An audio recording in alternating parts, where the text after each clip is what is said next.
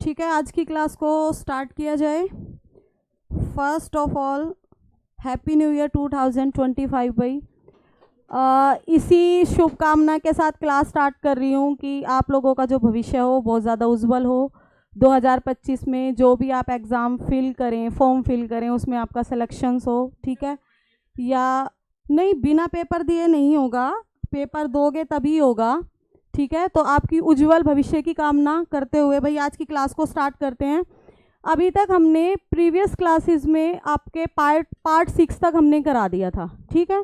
यानी कि अब तक हमने क्या पढ़ा है, सब जो भी टॉपिक हैं एक दूसरे से इंटरलिंक है। मैं पहले ही बताती हूँ कि कोई भी टॉपिक अगर आपका छूटेगा तो उसमें थोड़ी सी प्रॉब्लम आएगी, माइनर प्रॉब्लम आएगी, बट इट्स ओके, वो कवर हो जाती है। तो जैसे कि पहला हमारा क्या था, हमने अपनी टेरिटरीज करी थी, है ना। दूसरा हमने क्या किया था, सिटीजनशिप की थी। तीसरा हमने क्या किया था, फंडामेंटल राइट्स किए थे। फिर हमने क्या किया था, डीपीएसपी की थी। फिर हमने फंडामेंटल ड्यूटीज़ की थी। उसके बाद हमने अपना द यूनियन एग्जीक्यूटिव, है ना, सारा वो किया था। उसमें हमने आपका पूरा पार्लियामेंट का प्रोसीजर क्या होता है, प्रेसिडेंट कैसे चुने जाते हैं, वॉइस प्रेसिडेंट के बारे में, पीएम के बारे में, सीओएम के बारे में, सबके बारे में पढ़ा था। उसके बाद हमने सुप्रीम कोर्ट के बारे में पढ़ा था, क्योंकि जुडिशरी में सबसे अपेक्स कोर्ट होती है। फिर पार्ट 6 में हम आए थे, उसमें हमने अपना द स्टेट गवर्नमेंट के बारे में पूरा पढ़ा था। इसमें हमने गवर्नर पढ़े, सीएम पढ़े, स्टेट लेजिस्लेचर काउंसिल पढ़ी, स्टेट लेजिस्लेचर असेंबली पढ़ी, ठीक है। उसके बाद हमने हाई कोर्ट पढ़े और सबऑर्डिनेट कोर्ट पढ़े। अब उसके बाद बच्चों हमारी जो आज का जो टॉपिक्स है हमारा, वो क्या है, हमारा आज का टॉपिक यूटी से रिलेटेड है, ठीक है। जो कि हमारा देखो एक हुआ है हमारा पार्ट 7, ठीक है। पार्ट 6 के बाद बोलना चाहिए आपको कि मैम पार्ट 7 आना चाहिए, फिर पार्ट 8 एकदम से क्यों आ गया, क्योंकि पार्ट 7 जो है वो डिलीटेड हो गया, वो शेड्यूल में शिफ्ट हो गया है, ठीक। तो पार्ट 7 अभी हमारे एट प्रेजेंट हमारे कॉन्स्टिट्यूशन में वेरी नहीं करता। पार्ट 8 की हम बात करते हैं, ठीक है। पार्ट 8 किसको, हमारा पूरा का पूरा जो भी है वो पूरा यूटीज को, यानी कि जो भी हमारी यूनियन टेरिटरी, हम स्टेट की बात बच्चों यहाँ पे बिल्कुल भी नहीं करेंगे, यूनियन टेरिटरी की बात होगी। क्योंकि आर्टिकल 1 से लेके आर्टिकल 5 तक पूरा हमने यूटीज और स्टेट के बारे में हम बात कर चुके हैं ऑलरेडी। बट जो हमारा पार्ट 8 है वो स्पेशली यूटी के लिए डिजाइन किया गया है हमारे कॉन्स्टिट्यूशन में, यानी कि यूनियन टेरिटरी, ठीक है। यूनियन टेरिटरी के बारे में है ये हमारा, ठीक है। और इसमें क्या होता है, ये जो डायरेक्टली गवर्न होती हैं, किसके द्वारा चलाई जाती है, सेंट्रल गवर्नमेंट के द्वारा। यानी कि पूरा का पूरा जो भी इनके ऊपर शिकंजा कसा होता है ना, जैसे लोकल लैंग्वेज में बोलते हैं कि माई बाप कौन है, तो वो यूनियन गवर्नमेंट होती है ना यूटीज में। और हमारी सबसे ज्यादा कंट्रोवर्सी में यूटी कौन सी रहती है, दिल्ली, क्योंकि कैपिटल हो गई, ठीक, यूटी हो गई। और तीसरा इसमें सबसे जो मतलब कि हमेशा जो ये लड़ाई झगड़े डिबेट होते रहते हैं वो किस कारण से होते हैं, क्योंकि यूनियन में गवर्नमेंट किसी और की है और यहाँ पे इंडिविजुअल गवर्नमेंट किसी और की है। वो अभी हम सारा पढ़ेंगे इसमें, क्योंकि दिल्ली के लिए हमारे स्पेशल प्रोविजंस हैं, ठीक। तो जो हमारी यूटीज होती हैं वो सेंट्रल गवर्नमेंट के द्वारा ही चलाई जाती हैं, पूरा का पूरा वही चलाएंगे, पार्लियामेंट ही उसमें कानून बनाती है। आपको पता हो गया शेड्यूल 7 याद है, किससे रिलेटेड है शेड्यूल 7, आगे दौड़ पीछे छोड़ मत करा करो। शेड्यूल 7 किससे रिलेटेड है, लिस्ट से, है ना। सेंटर लिस्ट से, state list, concurrent list. Centre list में केवल सेंटर ही लॉ बनाएगी, स्टेट में केवल स्टेट ही लॉ बनाएगी, वहां पे सेंटर का कोई मतलब नहीं होगा।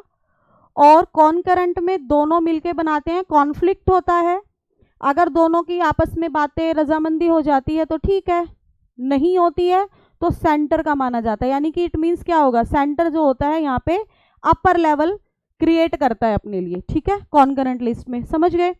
तो इसमें क्या होता है, जो यूटीज होती है ना बच्चों, यूटीज में यूनियन के पास, यूनियन कौन है, पार्लियामेंट, क्योंकि वहीं पीएम बैठते हैं, वहीं सीओएम बैठते हैं, काउंसिल ऑफ मिनिस्टर बैठते हैं, आपके फाइनेंस मिनिस्टर वहीं बैठते हैं, सब कुछ वहीं बैठते हैं, ठीक। तो जो पार्लियामेंट है उनके पास पूरी की पूरी पावर होती है, चाहे वो स्टेट लिस्ट का मैटर हो, चाहे वो यूनियन लिस्ट का मैटर हो, चाहे वो कॉन्करेंट लिस्ट का मैटर हो, कोई मायने नहीं रखता, सब कुछ खत्म है यहाँ पे, ठीक। यूटीज के ऊपर, बट दिल्ली एक्सेप्शनल है। ठीक, चलो हम आगे बात करते हैं। तो एट प्रेजेंट भाई 8 यूटीज है हमारे पास। ठीक है, तो सबसे पहले तो आपको नाम पता होना चाहिए कि 8 जो यूटीज है हमारी वो कौन कौन सी हैं। ठीक है, 8 यूटीज हमारी कौन कौन सी। सबसे पहले ना आप एक बात समझिए कि जो आर्टिकल 1 है हमारा, आर्टिकल 1 क्या बोलता है? हमारे कॉन्स्टिट्यूशन का आर्टिकल 1 क्या कहता है? इंडिया शैल बी, ठीक है, यूनियन ऑफ स्टेट लिखा है वहां पे बस। ठीक है, एक टर्म लिखा है आपके आर्टिकल 1 में, यूनियन ऑफ स्टेट, ये लिखा है, ये लिखा है यूनियन ऑफ स्टेट लिखा है, यानी कि India shall be A union of state. और यूनियन के अंदर बहुत सारी टेरिटरी आ गई। ठीक है, बहुत सारी टेरिटरी आ गई। अब ये टेरिटरी कौन कौन सी हो सकती हैं बच्चों? इसमें हमारी 3 तरह की टेरिटरी आ जाती हैं। एक आगे हमारा स्टेट, एक आगे हमारी यूटीज, ठीक, और तीसरी कौन सी होंगी? एक्वायर्ड। ठीक है, एक्वायर्ड टेरिटरी होंगी वो हमारी, वो या तो हम इन फ्यूचर यानी कि बाय द इंडिया या गवर्नमेंट ऑफ इंडिया, ठीक है, ये चाहे हमने पास्ट में कर रखी हो या कोई फ्यूचर में हम कर सकते हो। ठीक है, इस तरीके से तीनों आती हैं। स्टेट भी 2 तरीके के थे पहले, क्या थे? देखो, जब हम इंडिपेंडेंट हुए थे तो ऐसा तो नहीं था कि जैसे आज का सिनेरियो है, उस टाइम पे भी 1947 में वही सिनेरियो था। 2 टाइप के थे, एक तो थे प्रिंसली स्टेट, एक ब्रिटिश प्रोविजन वाले स्टेट थे। देखो, जब 1857 का रिवोल्ट हुआ था, 1857 का जब रिवोल्ट हुआ था, उसके बाद कोई भी एरिया ब्रिटिश कंपनी ने कैप्चर नहीं किया। हम क्या कहते हैं कि पूरे भारत पे राज किया, ठीक है, किया है, बट जो उन्होंने प्रोविजंस लगाए थे अपने, ठीक है, जो उन्होंने मेन एरियाज बनाए थे, वो पूरा इंडिया नहीं उन्होंने अपने कब्जे में कर रखा था। छोटे छोटे राजा भी हुआ करते थे, वो क्या करते थे? रंगदारी दे देते थे, है ना, रंगदारी कह लीजिए उनको, है ना, या क्या बोल दीजिए कि क्या बोलते हैं उसको, हफ्ता वसूली, है ना, गुंडागर्दी की भाषा में, है ना, हफ्ता वसूली, वो दे देते थे। तो ठीक है भाई कि हमारी जो प्रोविंसेस है, प्रिंसली जो स्टेट है हमारे, वो एज इट इज रहेंगे, हम यहीं के राजा रहेंगे, बट हम आपको ना देते रहेंगे टाइम टू टाइम। ठीक है, बट हाँ, वो धमकाती थी कंपनी कि अगर आपने नहीं दिया तो हम आ रहे हैं, हम आप इनको क्या करेंगे, ब्रिटिश गवर्नमेंट के एरिया में इंक्लूड कर लेंगे। तो 1857 की क्रांति जब हुई थी, रिवॉल्ट हुआ था, उसके बाद क्या हो गया था, ये सारी चीजें क्या कर दी गई थी? खत्म कर दी गई थी, कंपनी का शासन खत्म कर दिया गया था, और किसके हाथ में पहुंच गया था? क्राउन रूल हो गया था। समझ में आई?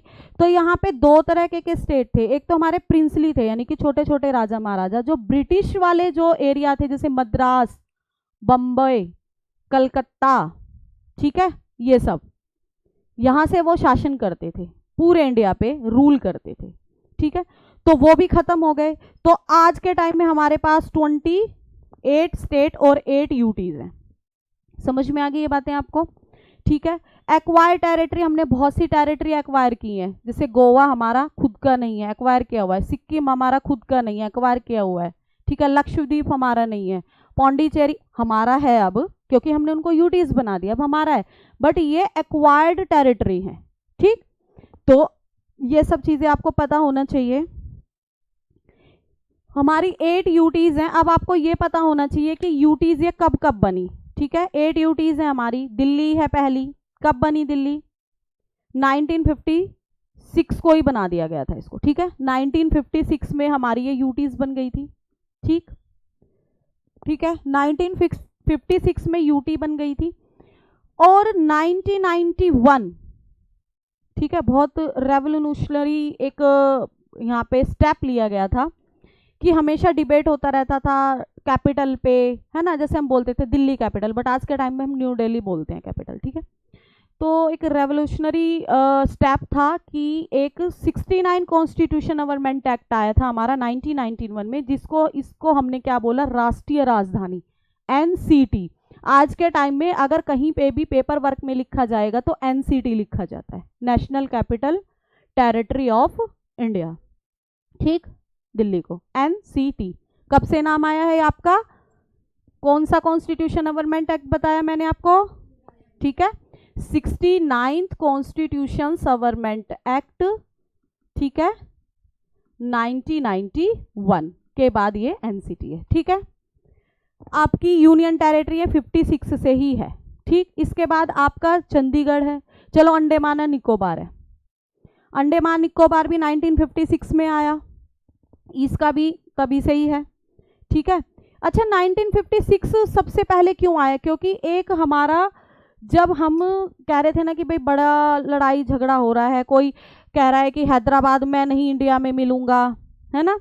जब मैंने आपको टेरिटरीज के बारे में बताया था, फेडरलिज्म के बारे में और क्वासी फेडरल के बारे में डिफरेंस बताया था, तो मैंने बच्चों आपको एक चीज़ बताई थी कि ये अमेरिका है ना, एग्जाम्पल दिया था, और ये हमारा इंडिया है। भाई मुझे मैपिंग नहीं आती है, बहुत भद्दा मैप बनाती हूँ मैं, तो इसलिए मेरा यही सर्कल चलता है, ठीक है। ये अमेरिका है और ये इंडिया है, क्योंकि अमेरिका बड़ा है, ठीक है, एरिया वाइज, ठीक है, और ये अमेरिका है, ठीक है। इसको हम फेडरल बोलते हैं। सबसे पुराना फेडरलिज्म का एग्जाम्पल है हमारा यूएस से, ठीक है। सबसे पुरानी डेमोक्रेसी यूएस से और सबसे बड़ा डेमोक्रेसी इंडिया, ठीक, और ये है इंडिया, ठीक। तो इसमें फेडरल का मतलब क्या है कि यहाँ पे क्या थे बच्चों, 50 ना स्टेट थे, ठीक है, 50 राज्य थे। इन लोगों ने आपस में, इन 50 स्टेट के लोगों ने आपस में एक एग्रीमेंट बनाया और बोला कि ठीक है हम 50 आपस में मिल जाते हैं और एक बाउंड्री क्रिएट कर लेते हैं, है ना। और उस जो भी इन्होंने एक बनाया था जो भी, ठीक है, उसमें इन्होंने ये लिखा था कि हम कभी भी अलग नहीं होंगे। तो ठीक है, वहाँ ये नहीं है कि न्यूयॉर्क अलग हो जाएगा, नहीं हो सकता, ठीक, नहीं हो सकता है, ठीक है। वो फेडरल है। फेडरल का मतलब है कि आप एक ही हो, अलग नहीं हो सकते हो। हम क्या है, हम क्वासी फेडरल हैं, आधे हैं हम। आधे का मतलब कैसे कि पहले हमने ना अपनी बाउंड्री खींची, उल्टा है उसका। यहाँ पे पहले स्टेट थे, उन लोगों ने एक एग्रीमेंट किया, अकॉर्डिंग टू एग्रीमेंट कि हम सब लोग साथ रहेंगे, इकट्ठे रहेंगे, कि यूनिटी में रहेंगे, और उन्होंने उसको बना दिया। तो बाद में उसकी बाउंड्री बनी। यहाँ पे पहले बाउंड्री बन गई, यहाँ पे कश्मीर है, यहाँ पे राजस्थान है, यहाँ पे महाराष्ट्र है, यहाँ पे केरल है, यहाँ पे असम है, ऐसे ही है, यहाँ पे पश्चिम बंगाल है, यहाँ पे बिहार है, यहाँ पे महाराष्ट्र, मध्य प्रदेश है, बहुत सारे स्टेट है हमारे। यानी कि इतने से एरिया में 28, यानी कि जो छोटे छोटे स्टेट्स हैं, यानी कि ये हमने पहले एक बाउंड्री खींची फिर इनको बनाया। क्योंकि उस समय क्या था, हैदराबाद वाले बोल रहे थे कि हम इंडिया में नहीं मिलेंगे, ठीक। राजा हरि सिंह वाला मामला याद होगा, नहीं मिलेंगे हम, बड़ा उनको लाया गया, लड़ाई तक हुई, ठीक, क्योंकि वो चीज़ें हम अब नहीं चाहते जो पहले रह चुकी हैं, है ना। ब्रिटिश रूल खत्म है, अब हम अपने इंडिया को एक कंट्री बनाएंगे जो कि एक डेमोक्रेटिक और रिपब्लिक कंट्री होगी, ठीक। तो इसमें क्या है, इसमें फ़र्क क्या है कि 50 के 50 रहेंगे, 50 से 49 नहीं होंगे, 51 नहीं होंगे। यहाँ पे क्या है, 28 स्टेट हैं, हम इनको क्या कर सकते हैं, बढ़ा के 30 कर सकते हैं। एमपी बहुत बड़ा है ना, और हम सोच रहे हैं कि इतना बड़ा एरिया है, एक साथ डेवलपमेंट नहीं हो रहा है, हम इसको छोटे छोटे हिस्सों में बांट के डेवलपमेंट कर लेते हैं, ठीक है। कभी भी किसी भी स्टेट को जब डिवीज़न हुआ, उसको डिवाइड किया गया, कभी भी कोई भी आर्ग्यूमेंट नहीं हुआ सिवाय बिहार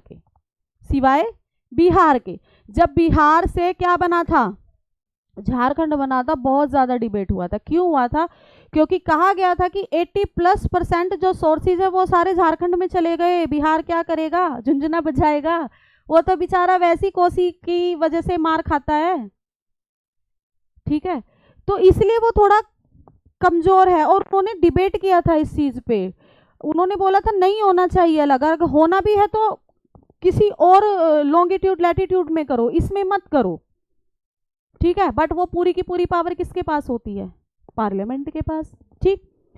तो ये आपके 28 से 30 हो सकते हैं। और अगर हम कहें कि नहीं भाई चलो बिहार ठीक बोल रहा था, ठीक है, झारखंड नहीं बनाना चाहिए, तब हम झारखंड को खत्म करके दोबारा से बिहार कर देंगे, तो हम 27 भी कर सकते हैं।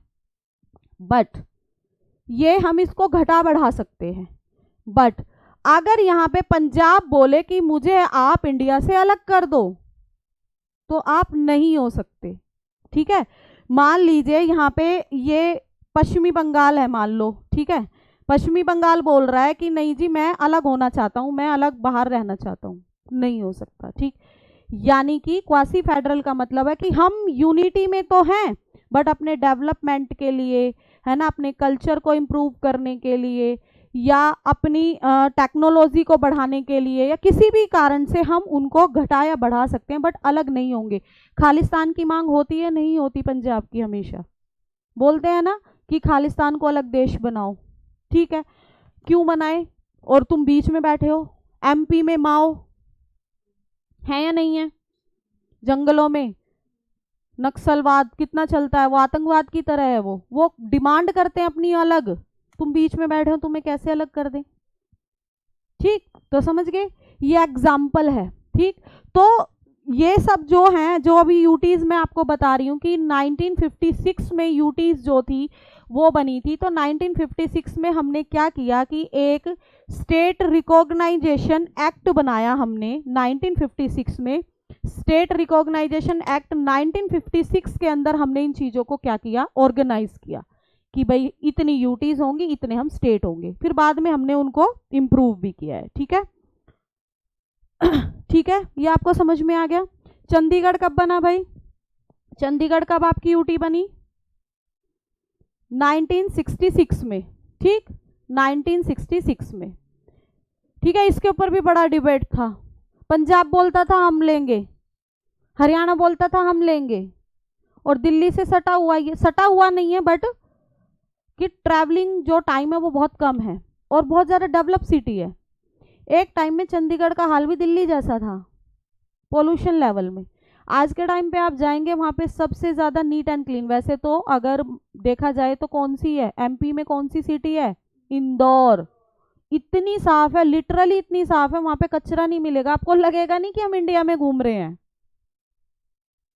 और वो क्या होता है कि केवल ऑर्गेनाइजेशन के काम करने से नहीं होता कि भाई जैसे यहाँ पे एमसीडी एक ऑर्गेनाइजेशन है कि अपने 4th ग्रेड जो एम्प्लॉई है उनको वो झाड़ू लगाने के लिए भेजती है, खाली उनके करने से थोड़ी ना होगा, आप लोगों का भी तो सहयोग चाहिए ना, वो करके गए तुम फिर फेंको बाहर, ठीक। तो इस तरीके से तो यहाँ पे चंडीगढ़ में बड़ा डिबेट हुआ था, बट 1966 में इसको फिर यूटी की कहा गया और बोला कि ठीक है तुम लड़ो मत आपस में, तुम क्या करो, पंजाब और हरियाणा की ये कॉमन रहेगी क्योंकि दोनों को क्या करती है, एड्रेस करती है, ठीक है, दोनों के पास है, ठीक। चलो, Dadar and Nagar Haveli and Daman and द्वीप, इनको इकट्ठा कर दिया। पहले ये अलग अलग थी, ठीक है, पहले ये क्या थी, अलग अलग थी, फ्रेंच के कब्जे में थी पहले ये, ठीक है, फ्रेंच इन्फ्लुएंस था इनके ऊपर, फ्रेंच लोगों के कब्जे में थी ये। तो इन्होंने, फ्रेंच लोगों ने फिर हमें क्या कर दिया, इनको हमारे स्पुर्द कर दिया था। 19 कब किया गया था, 61 में, ठीक है। 1961 में ये दोनों अलग अलग हुआ करती थी बच्चों, ये पार्ट 1 मान लीजिए, पार्ट 2 मान लीजिए। 1961 में इसको मर्ज किया गया था, ठीक है, मर्ज किया गया था, इसको इंडिया में मिलाया गया था, ठीक, मर्ज किया गया था, इंडिया में मिलाया गया था। और कब, 2020 में, 2020 में इनको यानी कि पार्ट 1 और 2 को प्लस कर दिया गया, इकट्ठा कर दिया गया 2020 में। अब ये 2 यूटी नहीं है, एक है। क्यों किया गया, क्योंकि एक ही साथ है, बहुत थोड़ा सा ट्रैवलिंग इनका टाइम लगता है, पास पास बिल्कुल यूटी है, और इनका जो हाई कोर्ट है वो बॉम्बे हाई कोर्ट है, बताया था मैंने, बहुत छोटी छोटी सी यूटीज हैं, ठीक। तो ये है जम्मू एंड कश्मीर, सबसे ज्यादा विवादास्पद मुद्दा, ठीक। पहले क्या हुआ करता था, स्टेट, और स्टेट भी नहीं था, क्या था, स्पेशल स्टेट। स्पेशल का मतलब क्या होता है, यानी कि आप मान लीजिए 28 स्टेट हो तो 27 को एक जैसा मिलेगा और 28वें को बिल्कुल अलग मिलेगा।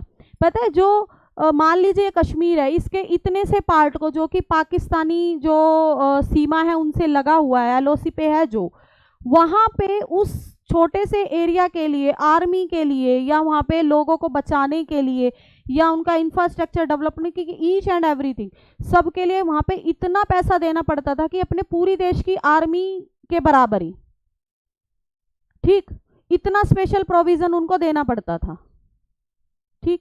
फिर स्पेशल प्रोविजंस के बहुत ज़्यादा दिक्कतें भी आई, ठीक है।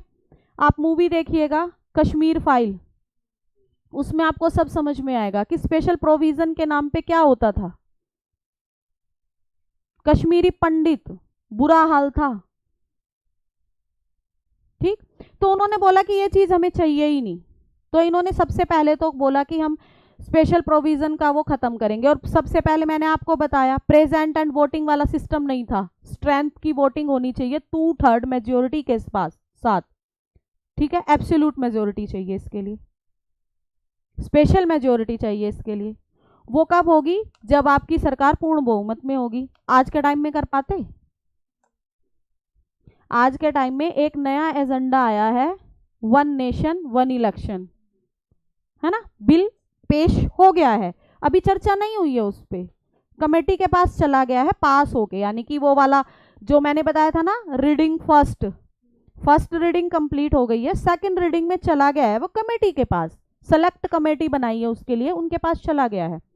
बट आप क्या जान रहे हो कि वो लागू करवाना आसान होगा? बड़ी दिक्कतें हैं, ठीक। अगर यहीं पे पूर्ण मेजोरिटी में होती, 350 प्लस होती, तो फिर देखते कौन रोकता, ठीक। तो वही था को फिर क्या किया गया, पहले स्पेशल स्टेट का दर्जा था, इन्होंने बोला कि ना तो हम इसको स्टेट रखेंगे ना हम इसको स्पेशल स्टेट रखेंगे। तभी तो कहते हैं कि अपोजिशन जो पार्टी थी वो आग बबूला हो गई, आग लग गई एकदम उनके खेमे में कि यूटीज क्यों, क्योंकि यूटीज का मतलब तो क्या है कि कंट्रोल सेंटर का ही होगा, ठीक। तो इसको क्या किया गया, कब बच्चों इसको हमने यूटी बनाया जम्मू एंड कश्मीर को? अक्टूबर 2019 में, ठीक है।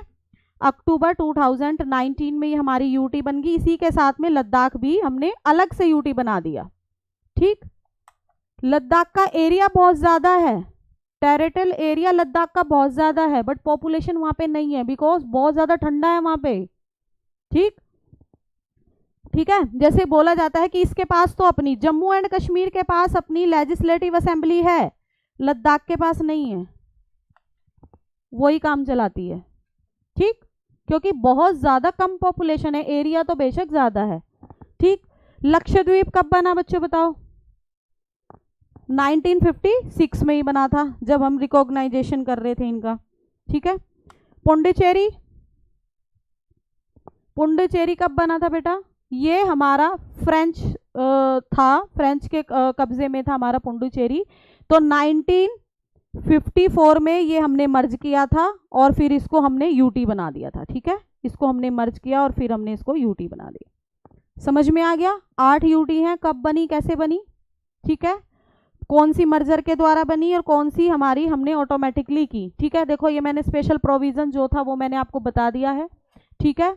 ये हो गया reorganisation act 2019, Jammu and Kashmir को रीऑर्गेनाइज किया हमने, स्पेशल स्टेट के दर्जे से हटा के हमने इसको क्या कर दिया, यूटी बना दिया। और एक यूटी नहीं बनाया हमने, 2 यूटी बना दिए, जम्मू एंड कश्मीर देखो विद लेजिस्लेचर, ठीक है, विद लेजिस्लेचर। और जो लद्दाख होगा वो क्या होगा, विदाउट लेजिस्लेचर, उसके पास अपनी कोई भी विधानसभा नहीं होगी, वो जम्मू एंड कश्मीर से ही करेगा, ठीक है।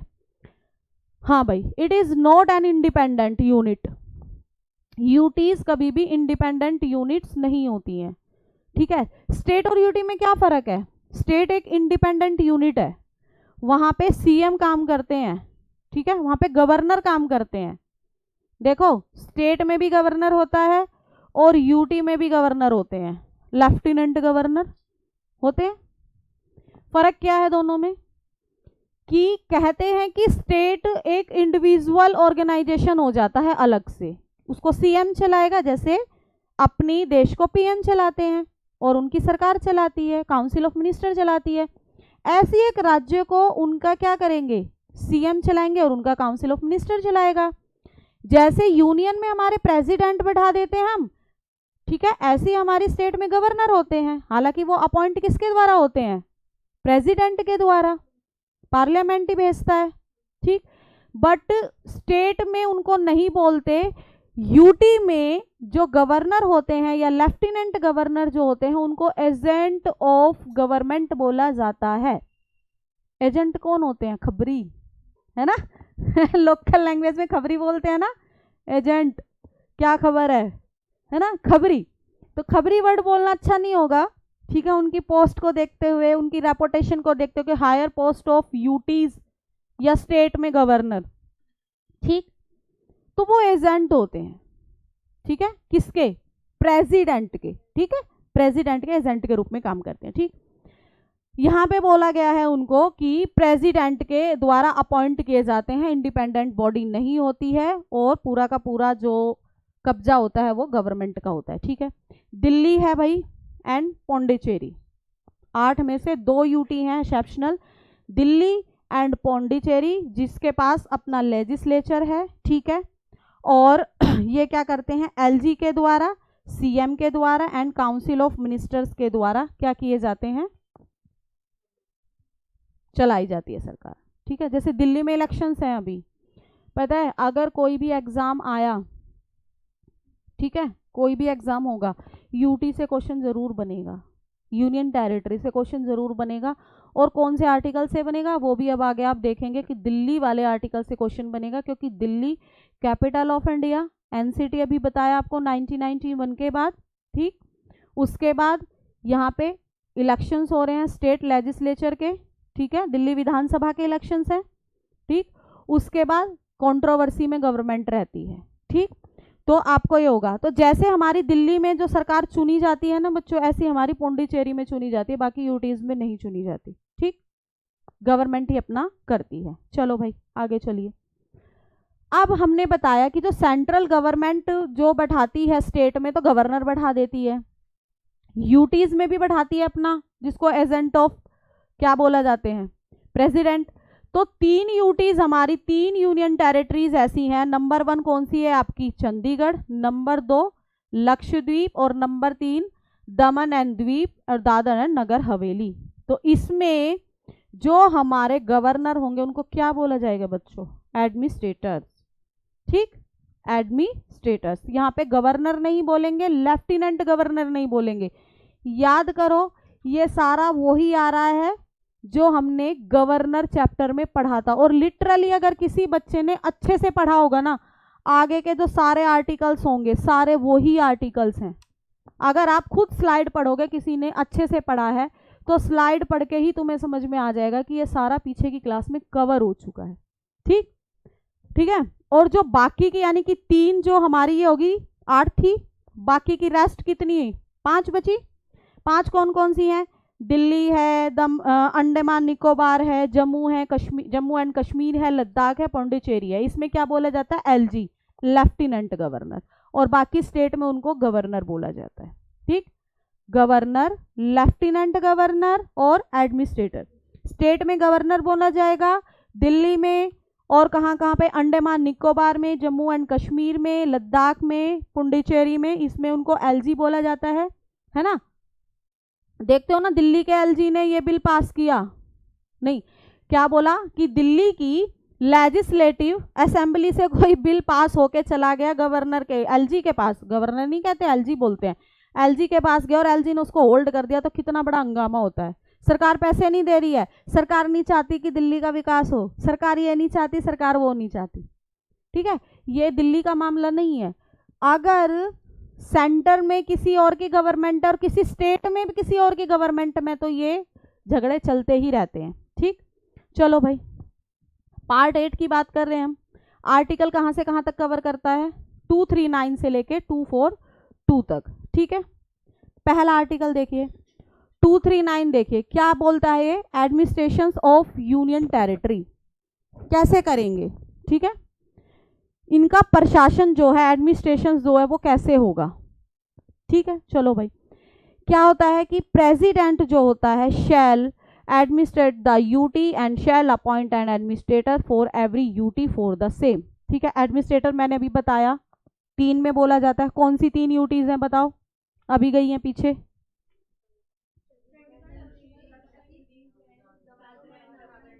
ठीक, उनमें एडमिनिस्ट्रेटर बोला जाता है, ठीक है। और बाकी में वो क्या कर देंगे, एलजी को अपॉइंट करेंगे। और ये जो होगा, अच्छा इसमें क्या बोला जाता है कि एक उसमें हमने एडमिनिस्ट्रेटर, जैसे दमन एंड द्वीप में एडमिनिस्ट्रेटर है, ठीक है। दमन एंड द्वीप मान लीजिए अब तो ये इकट्ठी हैं, अब तो ये इकट्ठी हैं, मान लो ये अलग अलग हैं, दमन एंड द्वीप भी अलग है और दादर और नगर हवेली भी अलग है। ये अलग अलग है, मान लीजिए इकट्ठी है वैसे, अभी 2020 में इकट्ठी हो गई है, पहले अलग थी 2020 से पहले, चलो कि अलग अलग है। मान लीजिए हमने यहाँ पे किसी को भी एडमिनिस्ट्रेटर बना के भेज दिया, तो वो पूरा का पूरा प्रेसिडेंट के ऊपर डिपेंड होता है कि इन्हीं को क्यों ना इनका भी काम दे दिया जाए। दूसरा एडमिनिस्ट्रेटर नियुक्त करने की जरूरत नहीं है, क्योंकि बहुत ज़्यादा छोटा है, टेरिटरी वाइज छोटा है, पॉपुलेशन वाइज छोटा है, तो वो क्या कर सकते हैं, मर्ज कर सकते हैं आपस में कि एक यूटी के गवर्नर एलजी को या एडमिनिस्ट्रेटर को दूसरी यूटी का एडमिनिस्ट्रेटर या एलजी बना सकते हैं कॉमन।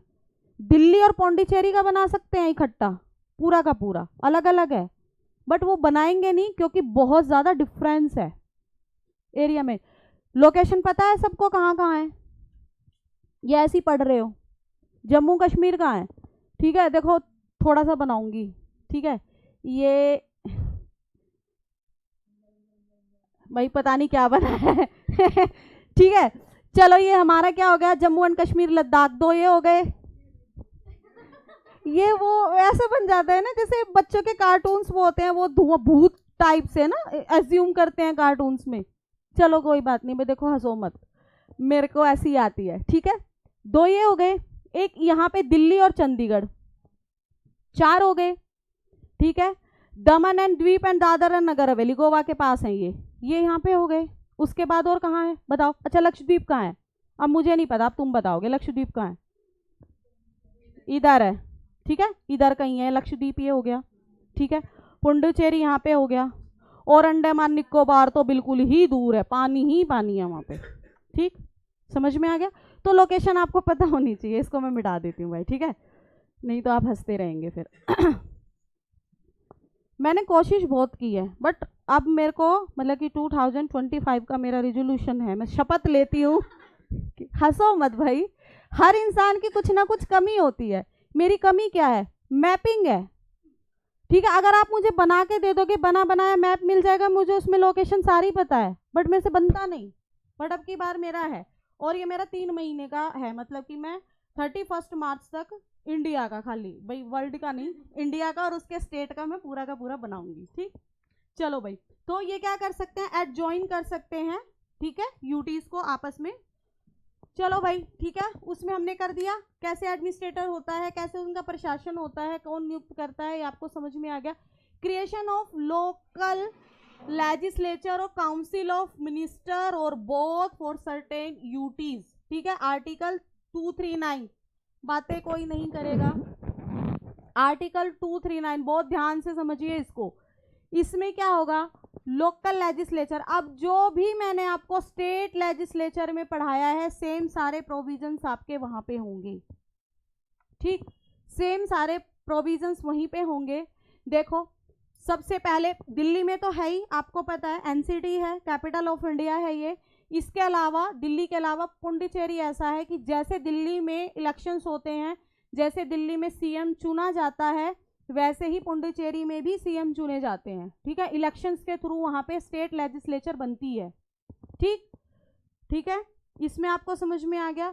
अब इसमें सारी चीजें वही हैं कि यूनियन टेरिटरी से क्या होगा, इसमें काउंसिल ऑफ मिनिस्टर्स होंगे, ठीक है, पौंडीचेरी दिल्ली में सीएम होगा, काउंसिल ऑफ मिनिस्टर्स होंगे, और क्या होंगे, एलजी होंगे, ठीक, LG appointed by the president, और ये इलेक्टेड, ये अपॉइंटेड बाय द एलजी, ये भी अपॉइंटेड बाय द एलजी। समझ पा रहे हैं बातों को या भूल गए। देखो क्या था, इलेक्शन में हम कभी भी वोट डालेंगे, अब जैसे दिल्ली में हम वोट डालेंगे भाई, ठीक है, फैब मार्च में, फैब में है वैसे इलेक्शंस, फैब में क्या होंगे इलेक्शंस होंगे यहाँ पे, फैब में क्या होगा, मतदान होगा, हम वोट डाल के आएंगे। अब इस इलेक्शन में क्या आप दिल्ली का वित्त मंत्री चुनोगे, क्या आप दिल्ली का सीएम चुनोगे डायरेक्टली, वोट उनको डाल के आओगे।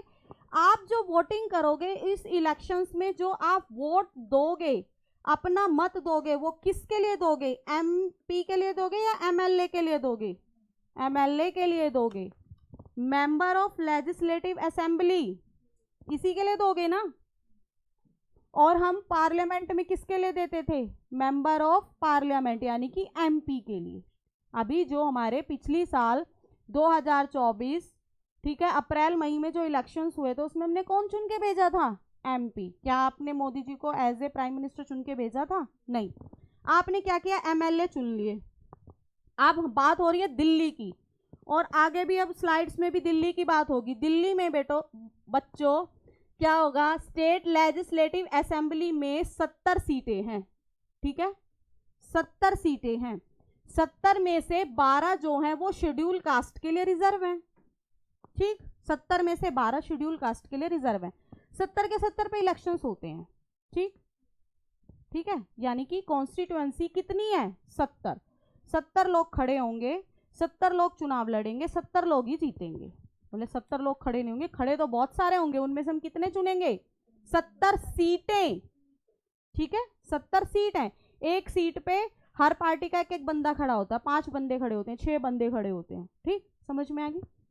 तो 70 सीटें हैं जिसमें से 12 रिजर्व है शेड्यूल कास्ट के लिए। तो हमने इनमें से क्या किया, इन 70 को हमने क्या बना दिया, एमएलए बना दिया, ठीक। अब इन 70 में से एमएलए जो हैं, ठीक है, अब इन 70 में से ही सीएम बनेगा, ठीक है, कोई स्टेट फाइनेंस मिनिस्टर बनेगा, कोई स्टेट ट्रांसपोर्ट मिनिस्टर बनेगा। ये कौन बनाएगा, ठीक है, पहले ये बनाएंगे, ठीक है, पहले ये बनेगा। फर्स्ट स्टेज में आपका सीएम बनेगा। सीएम किसकी रिकमेंडेशन पे बनेगा, इन सब की।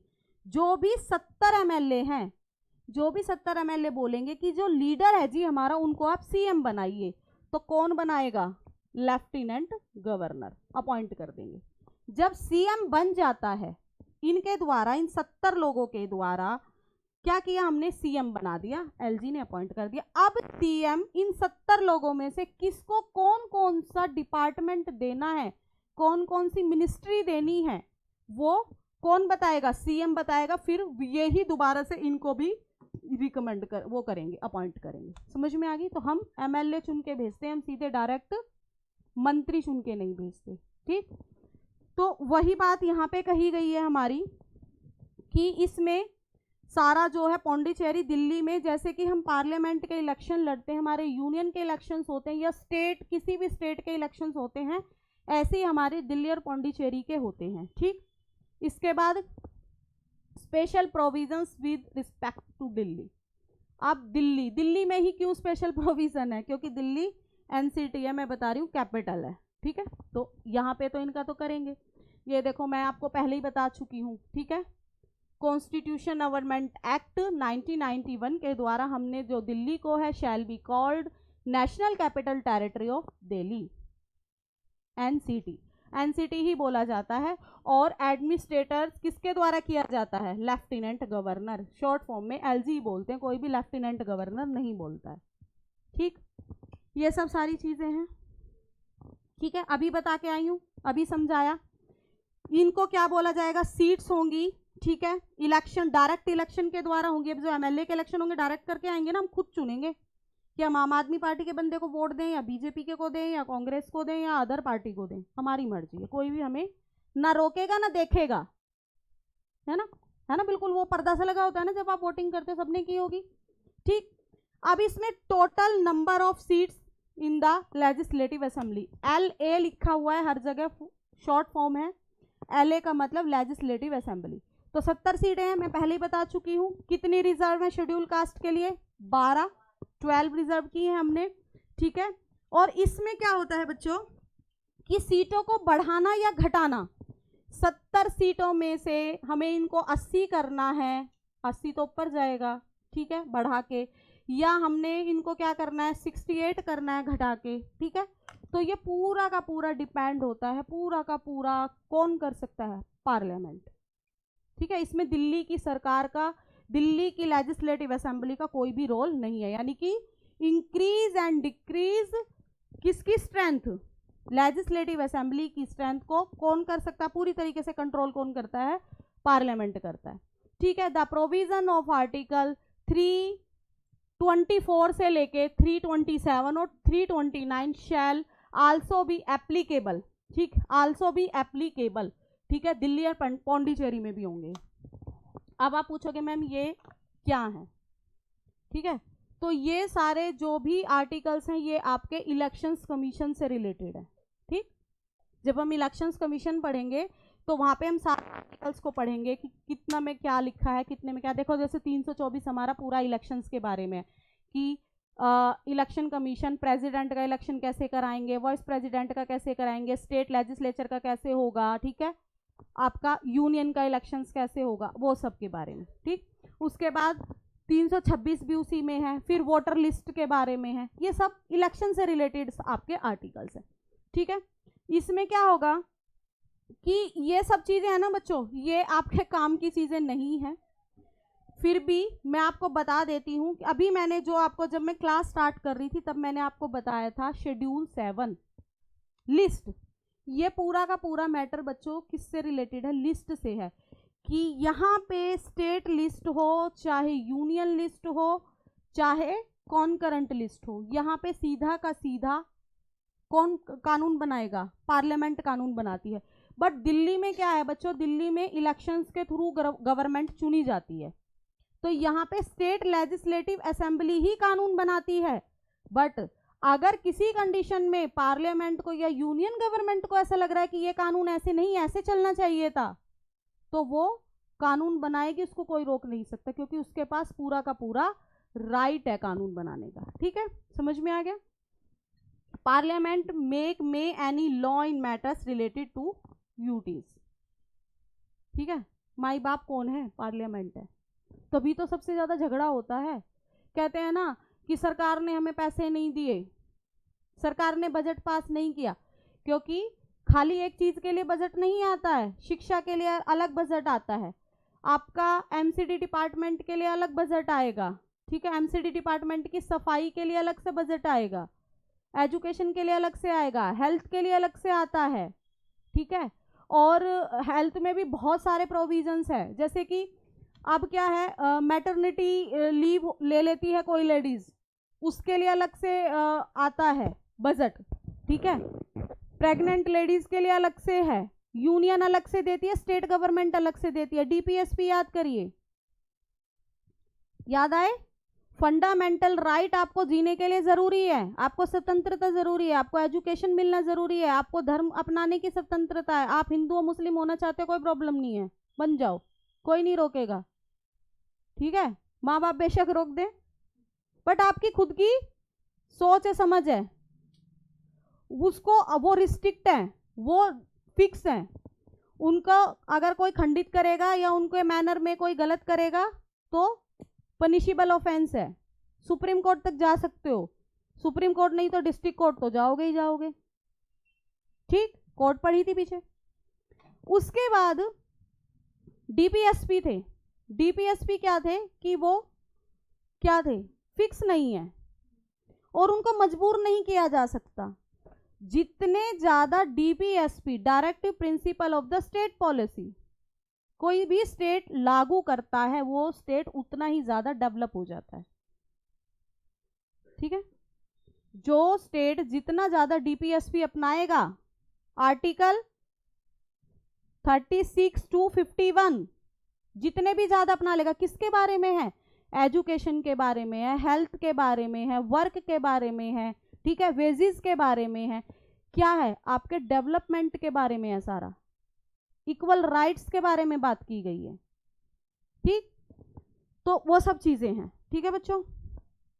अब इसमें क्या होगा कि अगर मान लीजिए क्या हो गया कि पार्लियामेंट ने कोई कानून बनाया, नहीं पार्लियामेंट छोड़िए, आपकी स्टेट लेजिस्लेचर असेंबली ने कोई कानून बनाया, ठीक है, और गवर्नर के पास वो पहुंचा और गवर्नर ने उसको मना कर दिया या गवर्नर ने उसको नहीं होल्ड किया और यहाँ पे कहाँ भेज दिया, प्रेसिडेंट के पास उसको भेज दिया, ठीक।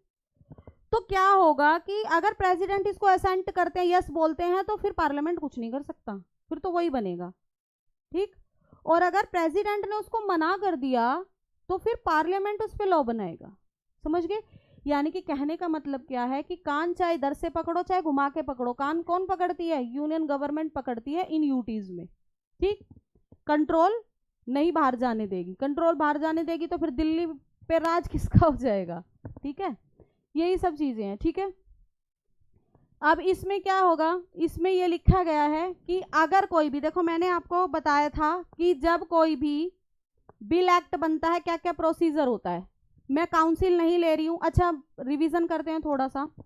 दो चीज़ होती हैं, स्टेट लेजिस्लेटिव असेंबली, ये कंपलसरी होती है, फिक्स होती है, हर स्टेट में होती है, यानी कि 28 स्टेट हैं तो 28 के 28 में होगी, ठीक है।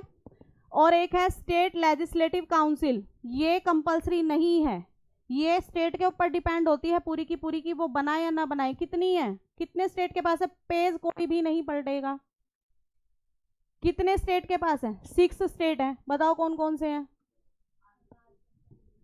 अरुणाचल प्रदेश, हाँ, आंध्र प्रदेश, कर्नाटका, बिहार, महाराष्ट्र, तेलंगाना, मध्य प्रदेश नहीं है, और यूपी।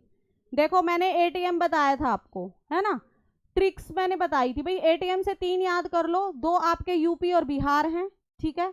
ए से आपका आंध्र प्रदेश, टी से आपका तेलंगाना, एम से आपका महाराष्ट्र, बचा क्या, कर्नाटका और यूपी एंड बिहार। 6 स्टेट में लेजिस्लेटिव काउंसिल है, इसको भूल जाते हैं, हमारे पास ये है ही नहीं, ठीक है। अभी मैं बिल से एक्ट बता रही हूँ कि हमने क्या किया, स्टेट लेजिस्लेटिव असेंबली में मैंने कोई भी बिल को पास कर दिया, कोई भी मैं बिल लेके आई, उसको मैंने क्या कर दिया, यहाँ से बिल हो गया पास, ठीक है, यहाँ से पास हो गया बिल, ठीक है। चलो मैं दोनों कंडीशन ही समझाती हूँ, हर्ष आपके लिए थोड़ा सा इजी होगा, मैं दोबारा से नई स्लाइड लेती हूँ, ठीक है। हम दोनों चीज़ लेके चलते हैं, कंडीशन ए और कंडीशन बी हम दोनों लेके चलेंगे। पहले कंडीशन ए ले रही हूँ, स्टेट लेजिस्लेटिव असेंबली में कोई भी बिल आया, ठीक है, ये बिल पास होके अगर वहाँ पे स्टेट लेजिस्लेटिव काउंसिल है तो वहाँ पे भेजना पड़ेगा, ठीक है। इसके पास क्या पावर होती है कि ये 3 महीने के लिए उस बिल को होल्ड कर सकता है। ये फिर उस दिन की तरह प्रॉब्लम होने लगी, ठीक है। जो स्टेट लेजिस्लेटिव असेंबली से जो बिल पास किया हमने, वो क्या करेगा, स्टेट लेजिस्लेटिव काउंसिल के पास जाएगा, जो 3 महीने तक उसको अपने पास रख सकता है, होल्ड कर सकता है, इससे ज्यादा उसके पास पावर नहीं है। 3 महीने के बाद इसका दिमाग घूमा और कहा कि थोड़ा और परेशान किया जाए, यानी कि उसमें अपोजिशन के बंदे भी थोड़े बैठे हैं, नहीं हम काम करने देंगे चैन से। उन्होंने बोला कि ठीक है जी, 3 महीने होने में 2-3 दिन बाकी है, इसको ना रिकंसल्ट करो, ठीक है, इसको क्या करो, उन्होंने इसको दोबारा भेज दिया कि पुनर्विचार करिए इस पर, इसको दोबारा से देखिए, ठीक है, दोबारा भेज दिया। अब क्या होता है कि स्टेट लेजिस्लेटिव असेंबली के पास ये पावर है कि विद कंसर्न और विदाउट कंसर्न, चाहे उसको दोबारा पढ़े या ना पढ़े, ठीक है, ठीक है, विद और विदाउट, विद और विदाउट, ठीक है, ये भैया से चलता रहेगा भाई, इसमें होता रहता है, विद एंड विदाउट, कंसल्ट करे उसको, है ना, रिकंसिडर करे या ना करे, दोबारा से इसके पास भेज देगी। इसके पास अब क्या ताकत बची कि ये 1 महीने के लिए इसको और होल्ड कर सकता है, बस, इसके पास और कोई भी पावर नहीं है, यानी कि ज्यादा से ज्यादा इसको 4 महीने के लिए डिले कर देगा, इससे ज्यादा वो कुछ नहीं कर सकता। 4 महीने के बाद चाहे ये काउंसिल यस कहे या नो कहे, ठीक है, जो स्टेट लेजिस्लेचर असेंबली बोलेगी वो ही मान्य होगा। अब उसका बिल है तो वो मना थोड़ी ना करेगी, ठीक है, वो ना करे या हाँ करे, डजेंट मैटर, यस ही होगा। समझ में आई, यहां से हो गया। अब यहां से ये सारा सिनेरियो समझ गए। इसके बाद बच्चों ये पहुंच जाता है, किसके पास पहुंचा, अब ये हमारा पहुंच गया गवर्नर के पास, ठीक है, हमने पहुंचा दिया गवर्नर के पास। अब गवर्नर इसको क्या कर सकते हैं, वही कंडीशंस होती है, एसेंट कर देंगे, यस कर देंगे तो एक्ट बन जाएगा, मना कर देंगे तो रद्द हो जाएगा, ठीक है, और वही है कि रिकंसल्ट के लिए भेजेंगे तो वो भी हो जाएगा, ठीक है। तो मान लीजिए ये कहते हैं अगर इन्होंने एसेंट कर दिया तो यहीं पे ये एक्ट बन जाएगा, बट कोई मैटर ऐसा है कि गवर्नर या एलजी, हम यूटीज पढ़ रहे हैं तो हम एलजी की बात करते हैं, यहाँ पे एलजी जो है वो नहीं उस पचड़े में पढ़ना चाहते कि जी मैटर बहुत ज़्यादा सेंसिटिव है, मैं इसको नहीं करूँगा, तो वो कहाँ पे उसको शिफ्ट कर देंगे, प्रेसिडेंट के पास। अब प्रेसिडेंट के पास मैटर शिफ्ट होते ही गवर्नर एलजी की कोई भी अब यहाँ पे जरूरत नहीं है, वो खत्म हो गए, ठीक है, अब उनकी जरूरत नहीं। अब प्रेसिडेंट क्या करेंगे, इसको या तो असेंट करेंगे या मना करेंगे, ठीक है। असेंट कर देंगे तो बन जाएगा, और मना कर दिया तो नहीं बनेगा। और पार्लियामेंट में क्या होता था कि रिकंसल्ट के लिए भेज सकते थे, मना कर सकते थे, मना नहीं कर सकते थे, या तो असेंट करेंगे या रिकंसल्ट के लिए भेजेंगे, ठीक है। और अगर वहां पे उस पर दोबारा से बहस हुई, दोबारा से वो करके दोबारा से प्रेसिडेंट के पास जाते तो साइन करने ही पड़ेंगे, वहां पे प्रेसिडेंट मना नहीं कर सकते, जबकि स्टेट में वो मना भी कर सकते हैं। यही फर्क है बस, और कोई फर्क नहीं है। कंडीशन ए ये है हमारी बिल से एक्ट बनने वाली, और बी कंडीशन हमारी क्या है कि स्टेट लेजिस्लेटिव असेंबली से गया, ठीक, यहां से पास होके कहां पहुंच गया, गवर्नर के पास पहुंच गया, ठीक है। तो गवर्नर ने क्या किया, अब गवर्नर में और इसमें क्या चल गया भाई, डिबेट चल गया कि मैं नहीं कर रहा इसको पास, ठीक है, मैं इसको पास नहीं कर रहा, या मैं तो ले ही नहीं रहा इसको, मैं तो प्रेसिडेंट जी के पास भेज दे रहा हूं, ठीक है। अब क्या होगा, अगर प्रेसिडेंट इसको असेंट कर देते हैं, यस बोल देते हैं, तो चाहे पार्लियामेंट मना करे फिर उसके लिए लॉ के लिए कि ये लॉ लागू नहीं होना चाहिए, वो लॉ लागू होगा, वो एक्ट बनेगा। समझ में आई? तो यही सब चीजें बच्चों हमारी यहाँ पे सिखाई गई हैं, वही बताई गई हैं हमारी इस स्लाइड में। हम यही पढ़ रहे थे कि अगर कोई भी मैटर होता है, ठीक है, कोई भी मैटर होता है और किसी में भी असेंट के लिए रिजर्व रखा जाता है, ठीक है, असेंट के लिए रिजर्व रखा जाता है, और अगर असेंट मिल जाता है तो वो एक्ट बन जाएगा, और अगर वहां से वो मना होके आता है तो वो फिर एक्ट नहीं बनेगा, ठीक है। अच्छा, एक गवर्नमेंट बिल होता है, एक प्राइवेट बिल होता है, क्या डिफरेंस है दोनों में? ठीक है, मैंने बताया था काउंसिल ऑफ मिनिस्टर, हमने 70 लोग, अभी देखो चलो हम यहीं पे बात कर रहे हैं, हम स्टेट की बात करें, यूटीज की बात करें, 70 लोगों को हम चुन के भेज देंगे, 70 एमएलए चुन के भेज, तो क्या 70 के 70 को मिनिस्ट्री मिल जाएगी? नहीं। कितने को? 25 को, 30 को मिलेगी, बाकी एमएलएज रहते हैं, ठीक है।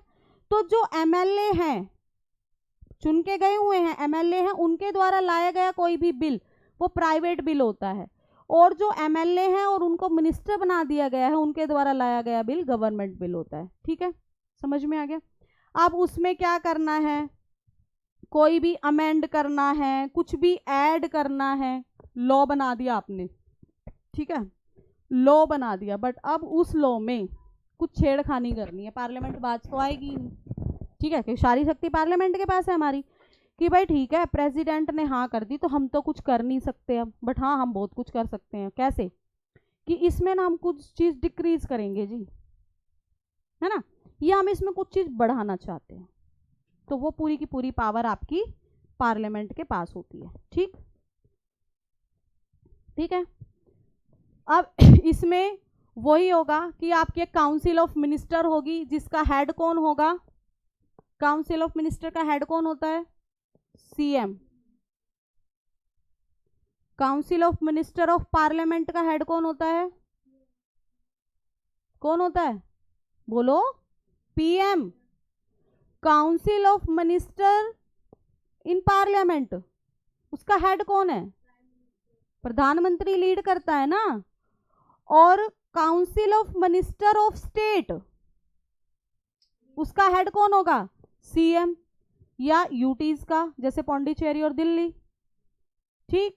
और मैं बोलूं कि हमारे इंडिया का हेड कौन है?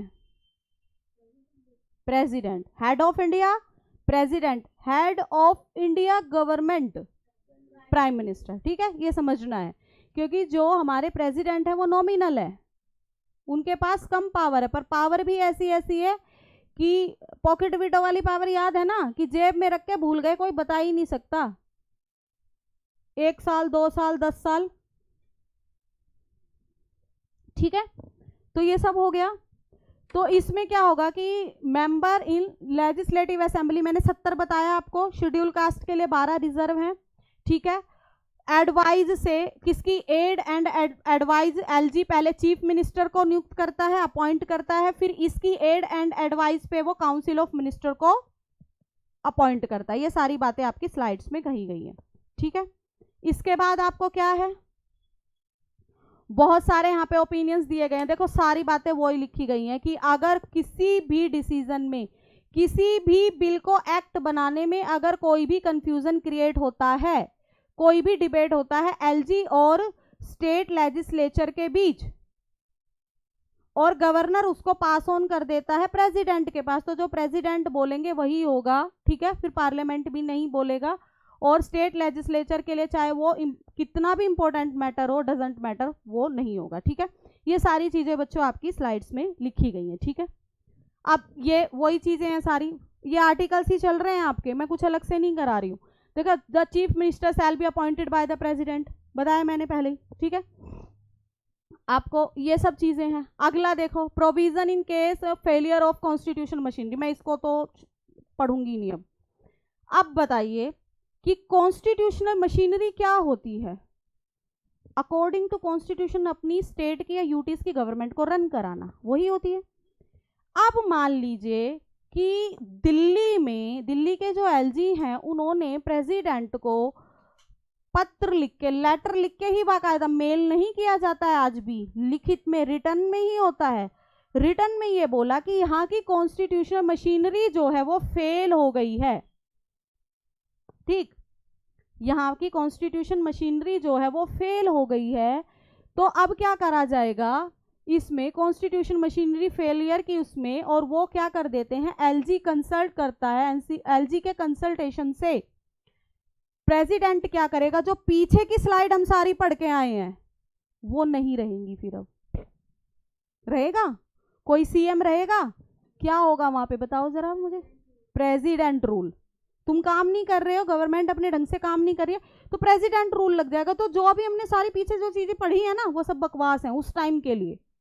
ना कोई सीएम होगा, ना कोई काउंसिल ऑफ मिनिस्टर होगा, ना कोई एमएलए होगा, ना कोई बिल आएगा, ना कुछ आएगा।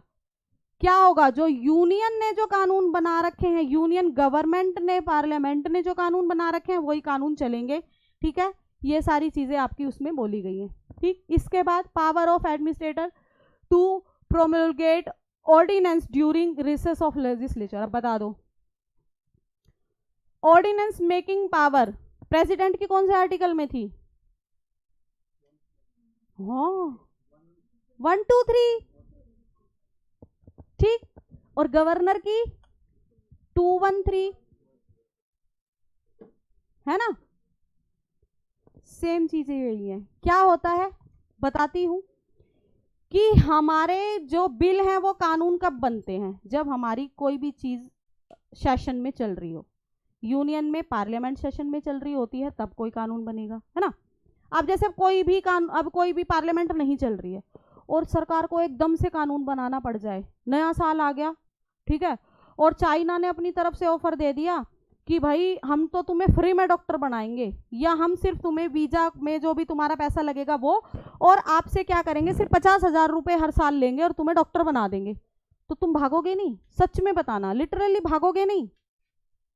क्योंकि पढ़ाई भाई एमबीबीएस सारी कंट्री की इक्वल टू होती है, ऐसा नहीं है कि कोई रशिया से पढ़ के आ गया तो उसको कम नॉलेज मिलेगी, ठीक है, या इंडिया से पढ़ा उसको ज्यादा मिलेगी, ऐसा नहीं है, ठीक। तो एकदम से ये तो वो हो गया ना, क्रांति वाला स्टेप हो गया ना उसका, कि सारे के सारे स्टूडेंट, बट वो कंडीशन रख देंगे, फ्री में कोई पढ़ाएगा इतने कम में, तो वो ऐसी थोड़ी ना जाने देंगी तो यहाँ से पढ़ के भारत में डॉक्टरी करो, कि यहीं पे आपको काम करना पड़ेगा। तो जो सारी क्रीमी लेयर है, जो हमारा यंगस्टर है, जो हमारे जो बच्चे हैं जो डॉक्टर बनना चाहते हैं इन फ्यूचर, वो तो वहाँ भाग गए, फिर भारत क्या करेगा? वो बोलता है ना कपिल शर्मा शो में, बाबा जी का ठुल्लू है, वो मिलेगा। तो क्या किया जाता है फिर उसके लिए, हम फिर एकदम से कोई वो लेके आएंगे कि नहीं कुछ ना कुछ करो, ऑर्डिनेंस पास करो जी फटाफट, सेशन तो है नहीं, तो कौन करेगा? प्रेसिडेंट करते हैं। ज़्यादा से ज़्यादा उनकी जो टाइम पीरियड होता है किसी भी ऑर्डिनेंस को, वो नोटिफिकेशन जारी करते हैं कि हम अपने सभी स्टूडेंट के लिए क्या करेंगे, कि ठीक है जो फीस चाइना ले रहा है वो फीस हम भी लेंगे आपसे, वही फीस हम लेंगे, और इसमें कोई भी आरक्षण नहीं देंगे हम, ठीक है, क्वालिफिकेशन के आधार पे हम बच्चों का एडमिशन करेंगे, ठीक है। जो बच्चा एलिजिबल होगा, जिसकी एलिजिबिलिटी ज़्यादा होगी उसकी, यानी कि परसेंटेज बेस पे या टेस्ट बेस पे, कास्ट बेस पे नहीं, हम बच्चों को ले लेंगे, ठीक। तो ऑर्डिनेंस पास करना पड़ गया एकदम से, और सेशन में तो है नहीं। सेम यहीं पे होता है कि लेजिस्लेचर अगर सेशन में नहीं है और एकदम से कोई कानून बनाना पड़ जाए तो वो कौन बनाएगा? हाँ, गवर्नर, एलजी, क्योंकि अब मैं स्टेट की बात कर रही हूँ, ठीक है। अब मैं स्टेट की बात कर रही हूँ, ठीक। तो इसमें क्या होगा कि यहाँ पे ऑर्डिनेंस मेकिंग पावर हमारी एलजी के पास आ जाती है। मैक्सिमम 6 मंथ के लिए वो कर सकते हैं, क्योंकि आपको पता है कि हमारे कॉन्स्टिट्यूशन में एक प्रोविज़न लिखा हुआ है कि एट लीस्ट आपको 6 मंथ पे तो मिलना ही पड़ेगा सेशंस के लिए, ठीक है। अब जब सेशन स्टार्ट होगा तो उस नोटिफिकेशन पे, उस ऑर्डिनेंस पे, वो ऑर्डिनेंस अभी एज ए एक्ट काम कर रहा है। जैसे सेशन स्टार्ट हुआ उस ऑर्डिनेंस पे क्या होगा? बहस होगी, ठीक है। उसके लिए कितना टाइम दिया जाता है? 1.5 महीना, ठीक है।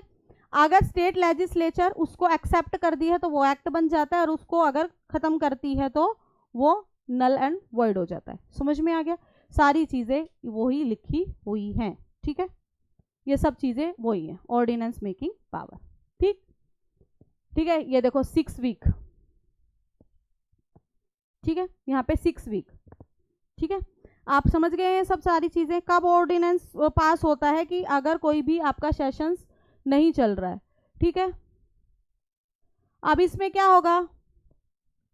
इसमें क्या होगा? Power of president to make regulation for certain union territory, ठीक है। इसमें क्या किया गया है कि इसमें रेगुलेशंस करते हैं, इसमें सीधा प्रेसिडेंट के पास पावर दे रखी है हमने पीस, प्रोग्रेस और गुड गवर्नमेंट को स्थापित करने के लिए,